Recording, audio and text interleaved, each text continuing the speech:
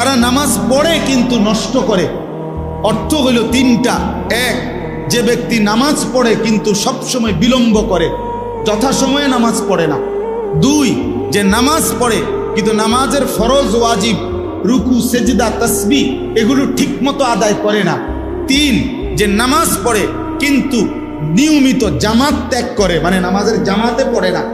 এই ব্যক্তিকে বলা হয়েছে সে নামাজ নষ্ট করে, সে নিকৃষ্ট মানুষ।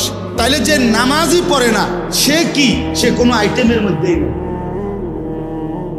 না, হে কোনো আইটেম নাই, হয় কোনো কি প্রকারের মধ্যেই নাই, ওর আলাদা কোনো প্রকারে নাই। বেনামাজির কোনো পরিচয়ই নাই। বেনামাজি কোনো মানুষের কাতারে না, বেনামাজি কোনো ইনসানে না।